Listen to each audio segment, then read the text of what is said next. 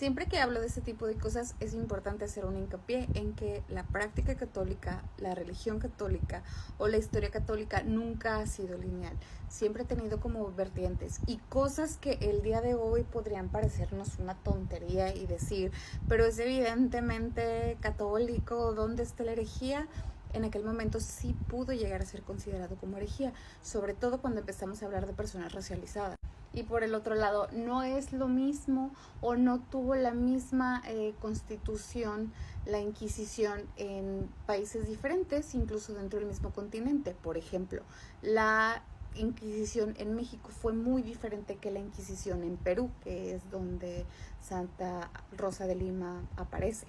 Y hay 5 puntos o 5 áreas muy específicas, prácticas muy específicas que el día de hoy podemos decir, pero qué tontería, que en su momento con Santa Rosa de Lima, digamos que ella salió bien librada, pero su equipo no.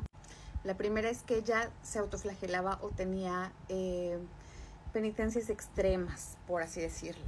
En algún punto, a pesar de que tenían que ver con la religión católica, o lo vemos muy palpado o muy palpable en películas o representaciones históricas de la religión católica, siempre vemos a alguien flagelándose o teniendo como situaciones, bueno, al ser muy extremas, ya era herejía. Esto también aplicaba para los ayunos, por ejemplo.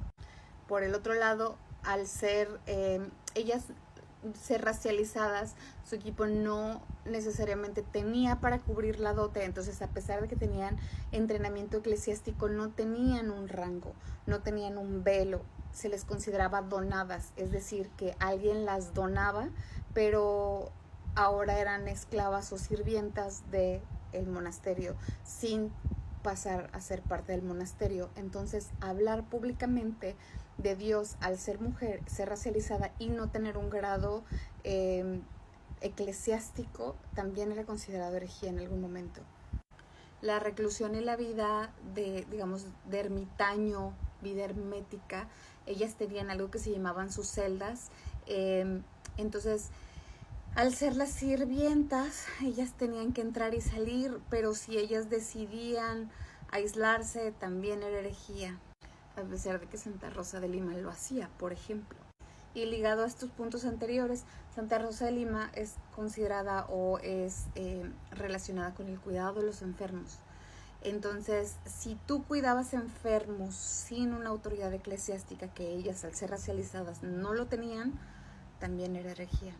Y dentro del cuidado de enfermos existe algo que se llama ensalmación, que tiene que ver con, digamos, imponerle las manos a alguien para ayudarla a sanar y pedirle al Espíritu Santo o hacer oraciones. Y se le llama ensalmación porque usualmente se hablaba de salmos. Bueno, eso también era considerado herejía. Y ni siquiera estoy tocando el tema o el punto de la visión contemplativa, la oración contemplativa o de las visiones que pudieran llegar a tener. Porque, por ejemplo, las clarisas y las dominicas se caracterizaban porque tenían un contacto muy directo con este tipo de visiones. Tenían prácticas muy místicas, si lo pudiéramos poner en otras palabras.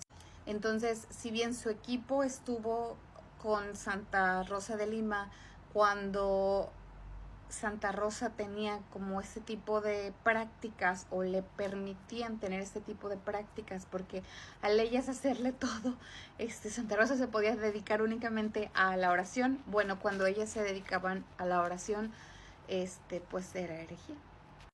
Espero que haya resuelto un poquito de las dudas.